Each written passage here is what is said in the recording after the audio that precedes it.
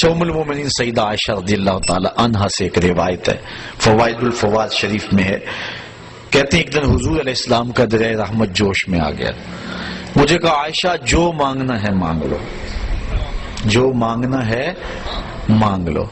میں نے عرض کی حضور اگر اجازت ہو تو اپنے باپ سے مشورہ نہ کر لوں، دریائے رحمت جوش میں ہے اور کہا جو مانگنا ہے مانگ لو، موقع بڑا اہم ہاتھ میں آیا ہے، تو اگر آپ اجازت دیں تو اپنے والد حضرت ابو بکر صدیق سے مشورہ نہ کر لوں؟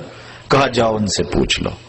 حاضر ہوئی دریائے رحمت جوش میں، محبوب نے فرمایا کہ عائشہ جو مانگنا ہے مانگ لو، مجھے بتایا جائے کہ میں حضور سے کیا مانگوں۔ فرمایا عائشہ حضور سے عرض کرنا کہ معراج کی قربت خاص میں اللہ نے آپ سے کوئی راز کی باتیں کی تھی، تو ان باتوں میں سے کوئی ایک بات بتا دیں۔ مانگا بھی تو علم مانگا اور کہا عائشہ سنو، میرے سے وعدہ کرو جو حضور بتائیں مجھے بھی آ کے بتانا۔ کہا ٹھیک۔ حاضر ہوئی، حضور نے فرمایا عائشہ مشورہ ہو گیا؟ جی حضور ہو گیا۔ کہا بتاؤ پھر کیا مانگتی ہو؟ کہا حضور معراج کی قربت خاص میں جب آپ گئے تھے تو اللہ نے آپ سے کوئی کلام فرمایا تھا؟ کہا جی۔ تو حضرت عائشہ رضی اللہ تعالیٰ نے عرض کی حضور پھر ان باتوں میں سے ایک بات مجھے بتا دیں۔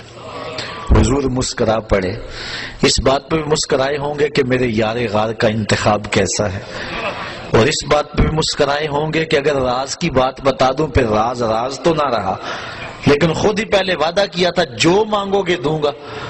تو حضرت عائشہ نے عرض کی حضور مجھے ان باتوں میں سے ایک بات بتا دیں۔ تو حضور فرمایا عائشہ سنو پھر، جب میں قربت خاص میں پہنچا میرے رب نے مجھ سے جو خاص باتیں کی ان میں سے ایک بات یہ کی، اے محبوب آپ کی امت میں سے اگر کوئی شخص کسی شخص کا ٹوٹا ہوا دل جوڑ دے گا میرے اوپر لازم میں بغیر حساب کے جنت عطا کروں گا۔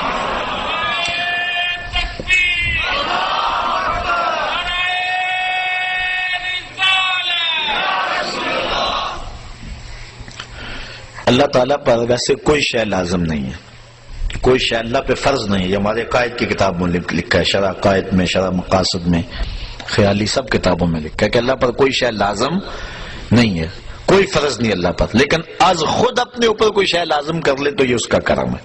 تو کہا یہ بات میں اپنے اوپر فرض کر لی ہے، لازم کر لی ہے کہ جو شخص کسی شخص کا ٹوٹا ہوا دل جوڑ دے بغیر حساب کے اسے جنت عطا کروں۔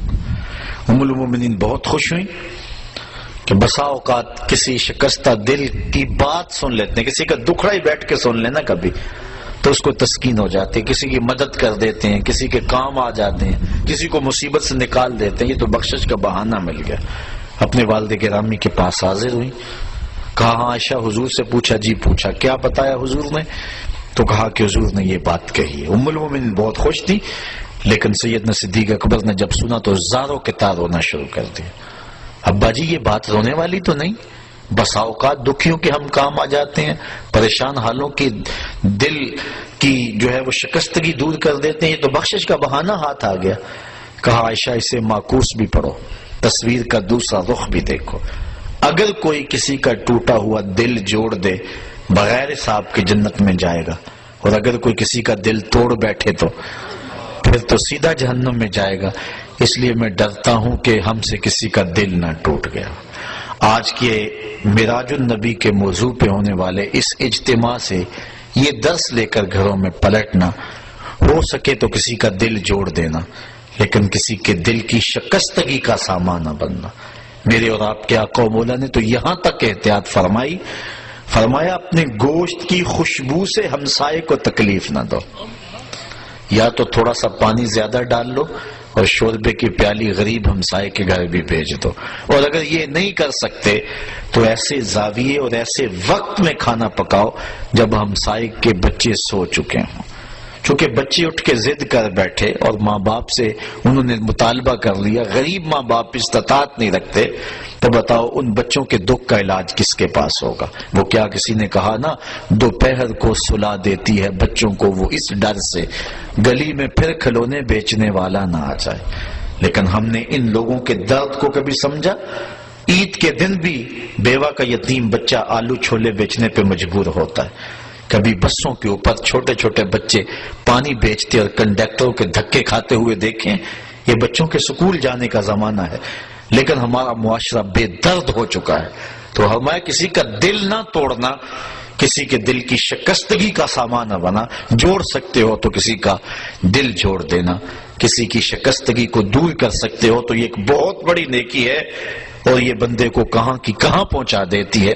میرے اور آپ کے آقا و مولا کی مجلس لگی ہوئی تھی. ایک شخص سے کونے سے اٹھا، عرض کی حضور میرا بچہ گم ہے اور مل نہیں رہا، دعا کریں مل جائے.